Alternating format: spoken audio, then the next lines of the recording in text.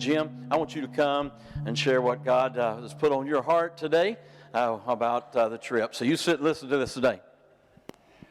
This was me in Peru. 2 weeks ago, Pastor Barry asked everybody that went on the trip, and by the way, thank you so much for letting me share my story. Everybody has a story, but thank you for letting me share mine. 2 weeks ago, he said, what would you leave behind? What would you take? That's what I would take.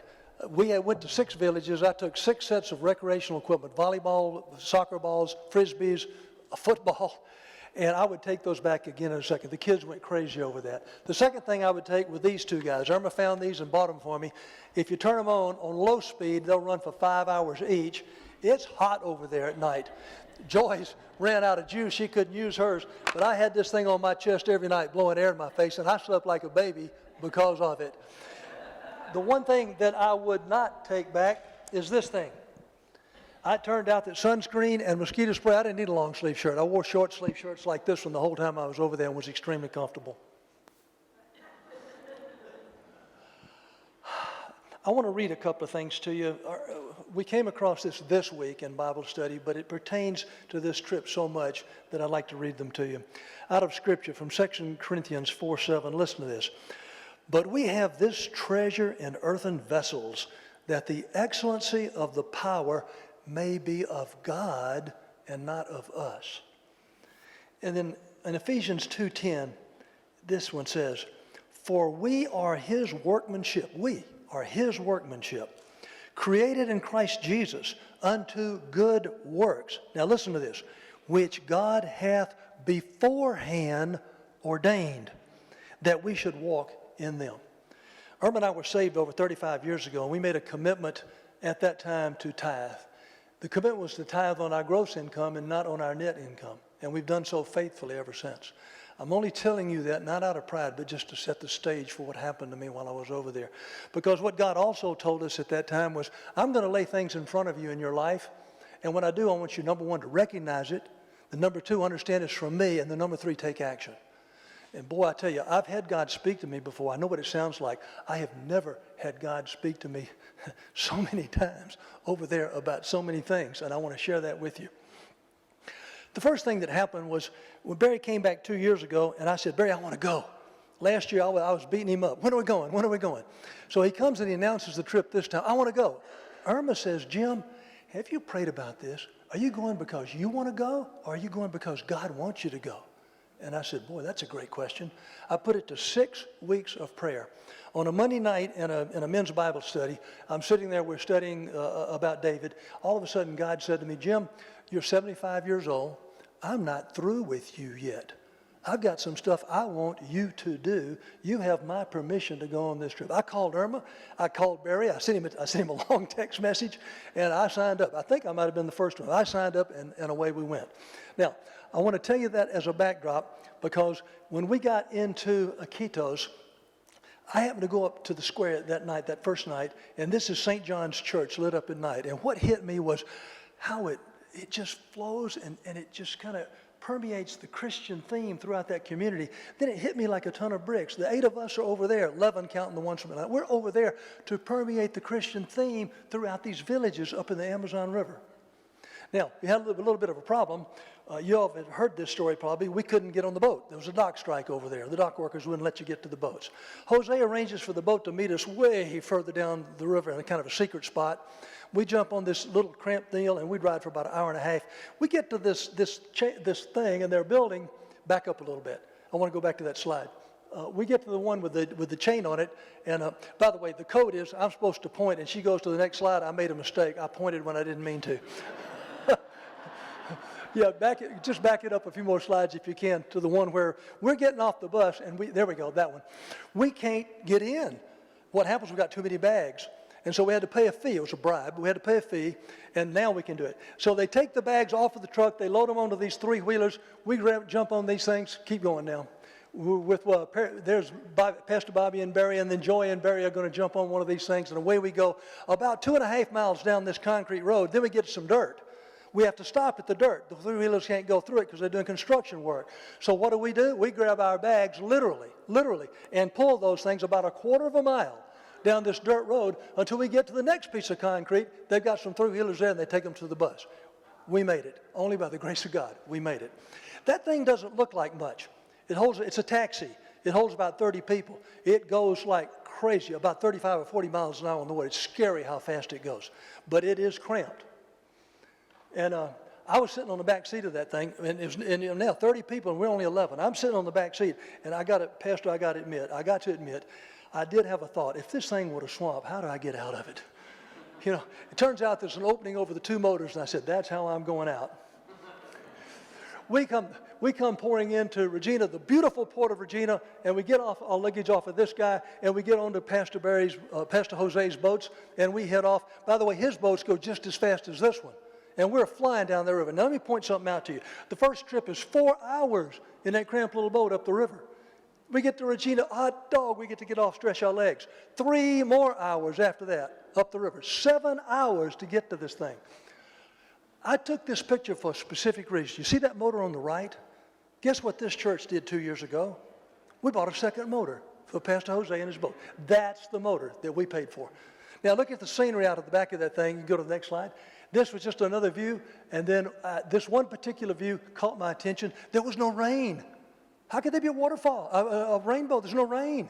It was the condensation coming up off the forest of the Amazon. I went, wow, isn't God interesting? So we head on down. It gets to be night as we're coming to Regina. We go by a refinery, and then we wind up in Pastor Larry's house, and we all have dinner together. Now, after dinner, I had gone out. Now, Barry and I had talked about this for weeks. I wanted to go over there to get my hands on that church. I wanted to build something. And so I knew that Larry needed some tools. So I'd gone to Home Depot, and I'd bought him all kinds of tools. And I'm pulling those things out of the bag, and I'm handing them to him, and he's sitting there. And Larry doesn't speak a whole lot of English. Some, but not a whole lot. He's sitting there. He's got a big smile on his face. Then he looks over at me, and he says, clawhammer? And it broke my heart. I'd gone to Home Depot 4 times. I'd bought a full bag of tools. I'd meant to buy a clawhammer all 4 times and forgot. On this trip, God spoke to me more times than he ever has in my life in a short period of time. Right there at that spot, he said, Jim, at Iquitos, when you're going out of the country, you buy him a clawhammer. I said, yes, sir, I'll do that. Okay, the next morning, I get up early because I wanted to go down and see this church I want to get my hands on. And I go to shave, cold water, no mirror, shaving by Braille, and I survived it. But I looked up and I said, sure it'd be nice if we had a mirror here. There's a boy sink and a girl sink. God says to me, Jim, when you're in Iquitos, I want you to buy 2 mirrors for the house. I said, okay, clawhammer, 2 mirrors, I can do that. Okay, God. So I get up and haul out, and then I have to show you this next slide. I ran into Blanca Peru. That's the dog's name, Blanca Peru, white dog. She fell in love with me. I fell in her. She was my best friend the whole time. She leads me down to the church. We go down to the church together. And it's just me and her. Everybody else is still waking up. We go down, and I see the church. Now, by the way, Larry was a boatman. He drove boats. Then he became a carpenter over time, and then he became a pastor over time. He built this church. He built his house, 2-story. He built Jose's house, 2-story. And he built 4 other churches that we go visit while we're there for the week. So I'm going into this thing, and I say, my stars. Jose had told us he has no training in architecture, no training in engineering. He prayed about, how do I make this thing structurally sound enough to work? God gave him a vision, and that was the vision he gave him. It's an engineering wonder. It works perfectly. That ceiling, that church, by the way, will hold 1,000 people. That's how big that thing is. Okay, so now, next slide. Blanco and I decided to head down the little roadway. He just poured this concrete not too long before we got there. That is a road for a 3-wheeler to take construction materials down to the building that's going to get built down there at the bottom. Now, I want to be careful with this, and please understand, I went down to that thing. Irma and I came into a windfall earlier this year, and our tithe on it we dedicated to this church. Barry sent it over to this church. That money, along with some other money, paid for that concrete walkway. It was not with pride that I stood there. It was with a sense of unbelievable joy that I stood there and said, oh, Lord, thank you so much that you allowed us to have a little part of doing this. Me and Blanco were praying together. Okay, so I go back to breakfast. Everybody comes back down. Jose is explaining to us this big building they're going to build in there. They're going to Create pastors. They're going to train them. They're going to bring them in for months of training. They're going to teach them how to harvest crops, how to cook. But they got to have this huge 2-story building, to do that. He's in the process of talking about it, and I walked over and wanted to give you a feel for the size of it. But the other thing I wanted to give you a feel for was, if you see right there is his house. The land behind his house to the back of the property is 100 yards. He's talking about the fact they've been trying to buy that land for 3 years, and the guy won't sell it to them. And they said, we really need this piece of property. That's why we need to grow the crops, to teach the pastors how to do that so they can go home and grow food themselves. And then take those crops into the building we're going to build, teach them how to cook it so they can go home and teach their others how to do that. So I told him, I said, Jose, how big is the thing? He said, well, it's pretty deep. And so I just casually asked the question. It was casual. I said, you've been trying to buy it for 3 years. What do you think you have to pay to actually get it? And he sat there for a few moments, and he said, $1,500. I said, wow, $1,500. I said, how deep is it? And he said, well, it goes to this tree in here, and that tree back there is 100 yards into the property. This thing is 100 yards that way, 100 yards this way. Do the math on it. It's over 2 acres of land. And I walked over to the edge of it, and I stepped into the jungle, and I'm telling you, God right there on the spot said, Jim, I have blessed you and Irma all your lives. You are to bless this church. You are to pay for this piece of land, and you are to pay to have it cleaned off. And I went, wait a minute, claw hammer and 2 mirrors. And then I said, yes, sir, Lord, I've heard your voice before. I know what you're saying. We'll do it. I walked back over. I said, Jose, how much does it cost to clean the land off? He said, I hired 4 guys with machetes. By the way, Jose's seen the Lord work so many times, I think he even knew what was going on. He said, I can hire 4 guys with machetes, 12 hours a day for a solid week. We can clean off the entire piece of property. I said, Pastor, God just spoke to me. My wife and I are going to give you the money to buy this and to clean it off. We will transfer $1,750 to your account. I said, how quickly can you go buy it? He said, I'll go today, but let me tell you, if I go, I got to put a down payment. And we're going to Iquitos in a few days. If the money's not there and I can't pay this man, I will forfeit the down payment. I said, you got a phone? He said, yeah. On that slab, we called to my house. My wife answered the phone. They said, I want you to see God in the middle of this as I go on. Irma answers the phone. I tell her what happened. I said, honey, I hope you're in accord. She said, did God speak to you? I said, yes, he did. We're in accord. Next day, she went and wrote a check to the church. 2 days later, the money was in the bank in Iquitos. We head back to the house. And it was just Jose and I wanted to go through and see Larry's tool set. So we walk along. This is a planer table he had, and it's a piece of junk. He's built 5 churches and 2 houses with this thing. It's worn out. It's just worn out. I turned to Jose and I said to him, now I wasn't thinking about buying one. I turned to Jose and I said, what would it cost to replace that thing? And he said, well, a good one, $900. I said, U.S. dollars? Yeah, U.S. dollars. I said, oh, okay. So we went along, and here was his table saw. And I touched it and said, well, he could use a new blade on this thing. I went further, and now I went through a series of several tools, and outside of a claw hammer and a chisel, going to the next one, and the next 2, and the next one. That, by the way, is what he used to cut little grooves in the wood. That was a router that he had. I don't know how he did it. That's all he had. And I'm sitting there, and I'm saying, 5 churches, 2 houses. How did he do it? You know what God did? Jim, I want you to buy him a new set of tools. I'm going, wait a minute, $900 plus? I'm going, whoa. So, I kid you not, I walked into the house, I got out a piece of paper, and I started listing what it was going to take. And I made up a complete list. I got through with it. It was $3,000. And I said, boy, this is a lot of money, Lord. He said, Jim, that's what I want you to do. I said, okay. Now, I didn't tell anybody at this moment in time. This was just me and God talking. Then we go on. All of us have a story. This is a couple of slides on mine. That afternoon, things got a little slow. I'm not a person that handles slow very well. I said, Barry, I'm going to boogie around the town. I took my bag of lollipops and I took off. And I go 3 or 4 blocks down the street, if you will, and I come across these adults that are playing volleyball. Yeah, come on. They didn't speak any English. I didn't speak any Spanish. We had a great time. We played volleyball together. I take off again. I go further down the street, and I'm giving lollipops to everybody. Funny story, every little kid got 2 lollipops, and all the big kids were running, grabbing the little brothers and bringing them back so I could give 2 more lollipops to them. I handed this to two mothers there, and I said, photo? See? They grabbed my camera, and they throw the baby in my arms. They take this picture. It was just a delightful moment. If you look real closely, several of those kids are sucking lollipops. Okay, now this takes a few seconds. Saturday arrives. They say, Jim, you can go work on the church with Jose. Hot dog, that's what I came over there to do. I'll work with Larry, excuse me. So we get out in the backyard on that table saw. We're cutting wood, beams to go. This stuff is hard. It's harder than treated oak. It is hard stuff.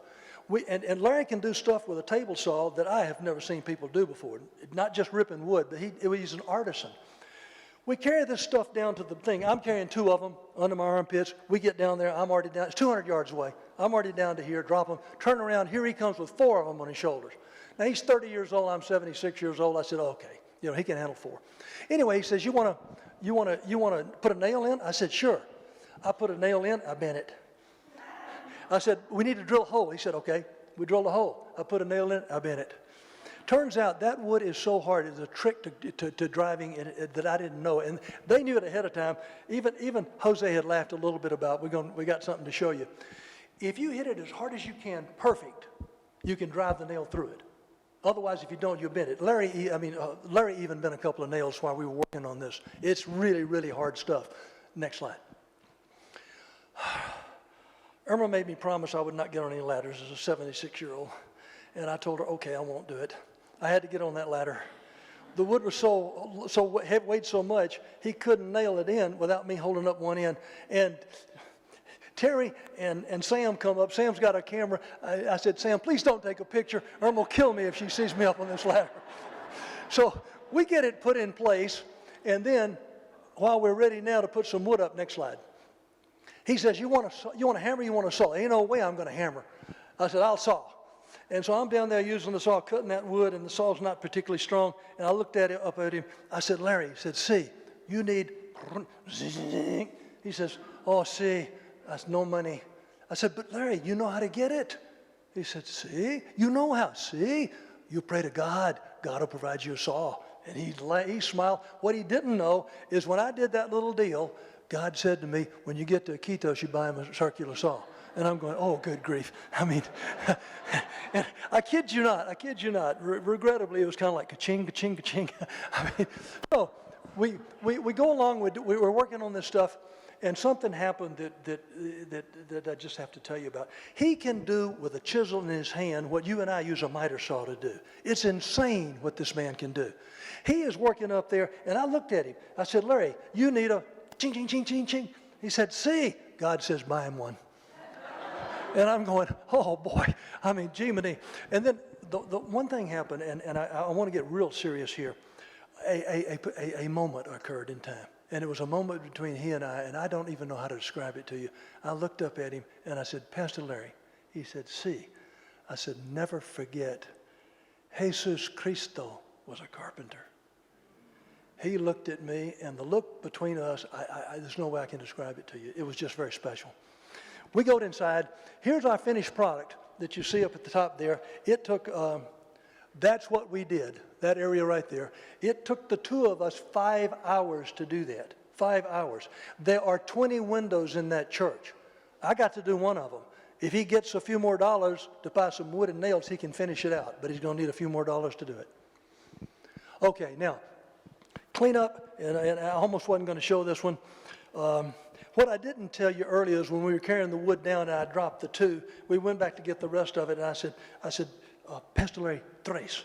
So I carried 3 of them down. I'm being a big guy. So now we're going to clean up, and I'm just not going to be outdone. Stupidest, dumbest thing I have ever done in this entire trip down there. Hey, Pastor Larry, cuatro. He puts 4 of those stupid things on my shoulder. I am trying to get back to the house. 200 yards with that stuff. You know, I just thought of this right now. I think I understand what Christ felt like when he was carrying the cross. Anyway, I get back, I make it back, I drop that stuff on the ground and say, boy, what a stupid thing I did. Okay, now, let's fast forward. Next slide. Let's fast forward. No, we've missed a whole bunch. We went by a whole bunch of stuff. Oh, no. I'm sorry. Forgive me. There's a slide that's missing in this thing.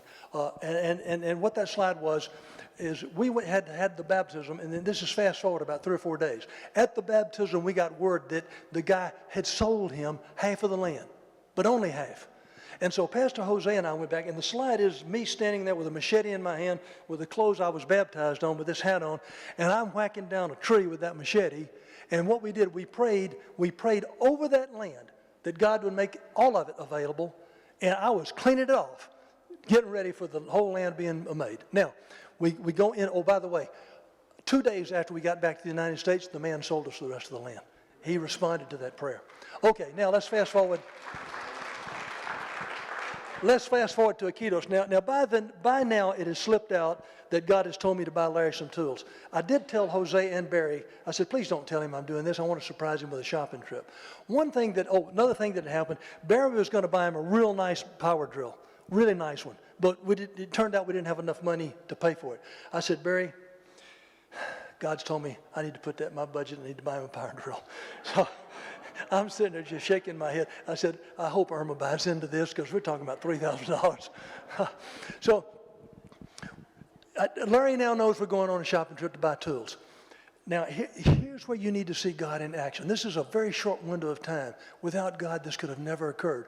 Three-wheelers are the mode of transportation. We jump in one, and we take off to go to the store, and guess what we buy? Oh, by the way, back up real quick, because that's the traffic we're in, and we're time constrained. We got to catch an airplane to get out of there. We get to the store, and we buy the 2 mirrors for the house. We jump in a three-wheeler. We take them back to the house. We now jump in a three-wheeler. We're going to go buy the big tool, the planer that he needs to replace the $900 machine. It doesn't look like much. It's so heavy it takes 4 people to pick it up. I'm sitting there, no problem. Pull out my Visa card, won't take it. Oh, by the way, there's a big problem. Angela got sick, and Jose couldn't go with us. He was going to be out there. He had to go take Angela to the hospital. And Larry doesn't speak that much English. And these Peruvians at the store didn't speak any English. I pull out the credit card, won't take it. Pull out Discover, they won't take it. They got a sign that says MasterCard. Pull out MasterCard, they won't take it. God has told me to buy these tools. I can't buy them. They won't take my money. What do I do? I said, Larry, call Jose. God. Jose had just gotten back from the hospital. Just got back. He comes rushing over there, walks in the door. We find out they won't take my credit cards because they'll only take Soltis, Peruvian currency, and I was U.S. currency. So Pastor Jose says, plan A fails, let's go to plan B. We jump in a three-wheeler, we go to the bank. The bank's going to give us $1,350. We get to the bank, get in the queue, wait, time is clicking. We got to catch an airplane. Time is clicking. The bank says, yeah, we'll give you money, maximum $300 per day. I need $1,350. Won't work. Jose says, plan B fails. Let's go to plan C. What's plan C? Jump in a three-wheeler, go back to the hotel. He goes down to Carla, his wife. He comes out with $1,350 American money cash that he needed the next day to go on a 2-week vacation, and he had to have some work done on his eyes. He had to have that money. I said, Pastor, he said, Jim, it's the only way you can pay for it. He calls his money guy over. He comes over. There was a downturn in the exchange in the week we were there. I got less Soltis for the $1,350 I thought I was going to get. I'm sitting there counting it up, and I said, I can't buy everything that I was going to buy. So it turns out the hardware store, which sold the little stuff, was going to close real soon. I said, Larry, let's go there. Back up one slide. Let's go there first. Oops, I'm sorry. Forgive me. I was on the right slide. Go to the next one.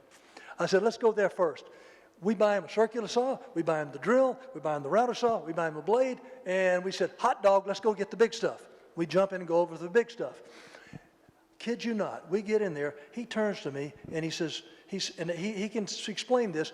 He said, it's electric, but it will draw on my generator awfully hard. I really need this gasoline engine to drive it right. And I remember seeing one at his shop back there. I said, okay, no problem. What does it cost? $100.